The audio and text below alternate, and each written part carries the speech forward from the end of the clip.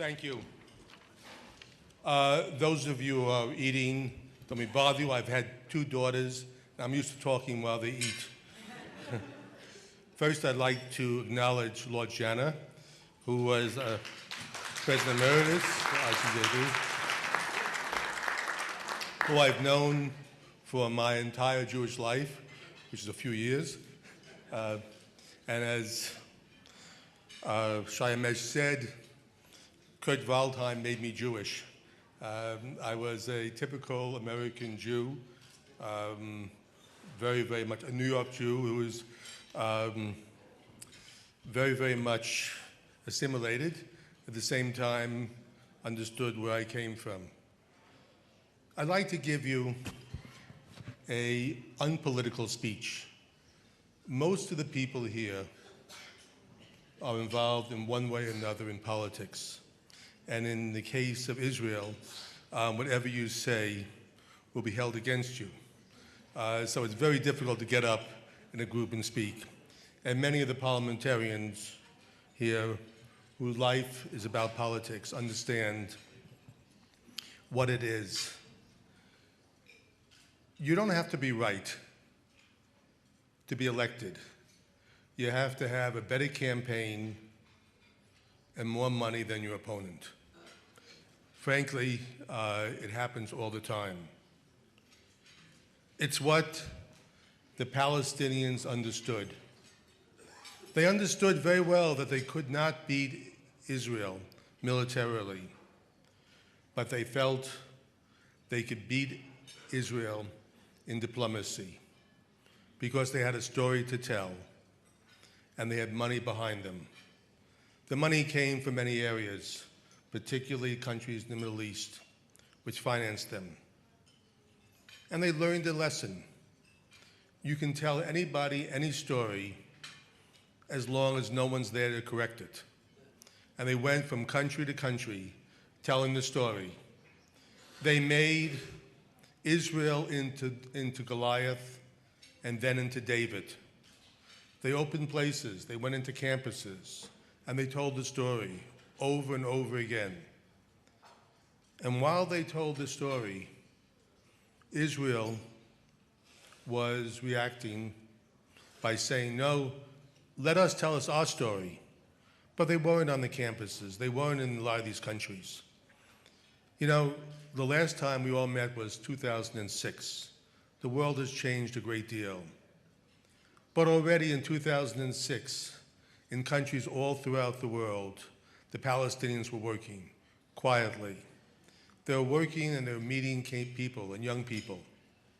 The fact that most of the Palestinians out there are young people meeting other young people and talking. They knew how to use the internet. They know how to reach out, and they have a message. We, as a people, said to ourselves, we're smarter than them. We know more. When it came to the UN, we said, look, there's Resolution 242 that guarantees the fact that although Israel should give up some of its occupied land, not all of its occupied land. We know what happened in Resolution 338, which reaffirmed 242. People don't care about 242 and 338. They care about a message. I just finished a tour of Latin America. With the exception of Colombia, I was met by every country telling me that they'll vote for a Palestinian state. Not because they feel that it was right or wrong, but they felt that these people deserve to have a state. And when I spoke to them about some of the things of the fact of negotiations, they said, look, Israel has had plenty of time to negotiate with the Palestinians. We understand Israel does not want to negotiate. I said, that's wrong. I said, who told you Israel does not want to? Well, we heard about it, we read it in our newspaper. The World Jewish Congress recently did a survey. We found out that there is something like $400 million put into hasbara, propaganda, whatever you want to call it, for the Palestinians $400 million. We did it by adding up all the countries, what we knew. We found out that Israel spent 7 million shekels on the same Hasbara. You can't win a war that way. And they're winning the war. And they're winning the war because Israel has not been able to build up its own story, its own Hasbara. We recently had the World Jewish Congress meet here. We had people from 45 different countries. We asked them all to bring things from the media, what they found in the media, what they found in newspapers, some of the things from college campuses. We have a pile like this. We also asked them to bring all the things they found pro-Israeli. It's a few things, and mainly from the US. And we saw some of the TV things, and they show Israel in the worst possible way. Most anti-Semitism and all anti-Israeli feelings usually are done at the dinner table. What happens at most dinner tables throughout the world, there's a TV, and they're watching the news, and the parents see something, and they talk to each other, and the children hear the story. The type of news that's being said out there would make Joseph Goebbels blush. And what's happening? There's no response. Now, in September 21st, when the General Assembly meets in New York, there's a very strong possibility there'll be a vote in the General Assembly, not the Security Council. In the General Assembly, there are something like 133 countries that already will say they'll vote for a Palestinian state. Maybe we can talk out of them. Many of them are small countries. But the next day, headlines in 133 countries will be Palestinian state declared by the UN. That's the headline. People are not going to read the fine print, the Security Council, it's not really a state. Many of these countries already have a representative office, and now after this, they'll become an embassy. What can we do to change this? There's not a hell of a lot we can do in 133 countries in 3 months. But there's something else we can do. Several of us met 2 weeks ago, 3 weeks ago now, with Alain Juppé, the Foreign Minister of France, who came and said, look, frankly, the Palestinians don't want this. They want to have negotiations. And frankly, it's to no one's interest, particularly members of the EU, to have this vote, because they don't want to vote for a Palestinian state, which is against what they signed in 1995. They all agreed that there will not be a state without negotiations. But at the same time, and they also know that if they go against what they already signed, they undermine the whole UN. So he's saying, look, let us have negotiations. And to me, I think the only way out for Israel is to say we should have negotiations without any preconditions. Now, it may be politically suicidal in Israel to go into negotiations without preconditions. But I believe if Israel makes the offer and says it loud, I mean, they've made it, but it's been quiet, make it strong, make the world hear it, that Israel would negotiate without preconditions and put the ball in Palestinians' court and invest money in having the country be able to stand behind it. One of the speeches, someone said, if Israel bought one less plane, they would have enough money to do a great deal of Hasbara. The question is, now is the time to spend that money.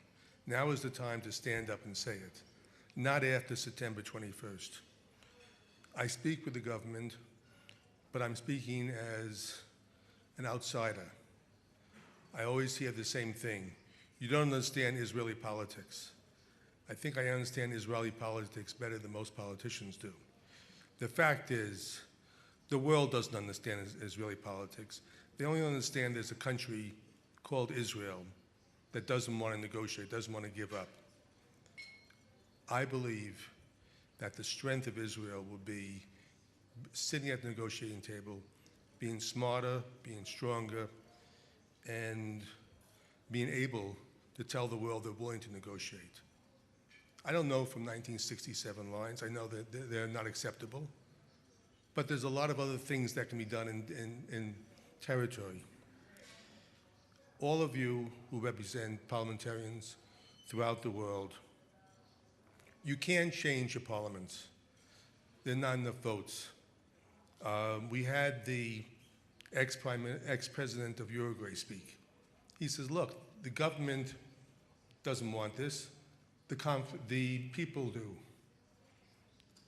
I believe the most important thing you can do in your parliaments is to talk about negotiations and how important it is, and have people around the world understand that Israel will negotiate because there's no other choice. Because after September 21st, it's going to be that much more difficult to negotiate. And I believe that this is a critical time for Israel.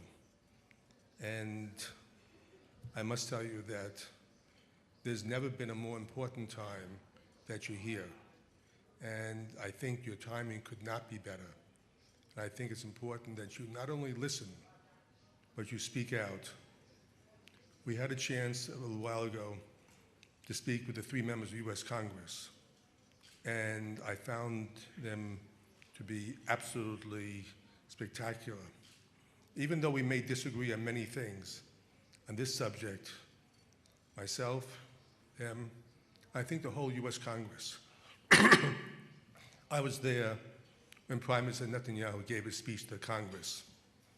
I've never seen in all my life a better reception. I got tired standing up and sitting down, standing up. My legs hurt me at the end. But the fact is that the American people are behind us. Many of the European countries are behind us. The question is, we have to give them something to believe in. And it's not just Israel, how right we are and how wrong they are. It's a fact of wanting to negotiate, wanting to sit down at a table face to face and say, we'll put everything on the table, everything, and then go from there. You can always walk away from the table. You can't walk away from a UN vote. And again, I thank you all for coming here. I thank you all for believing in Israel. And I hope that we can, during the next 2 days, find a solution to some of these problems. Again, on behalf of the World Jewish Congress and the Jewish people all over, we thank you, and we thank you very much for believing. Thank you.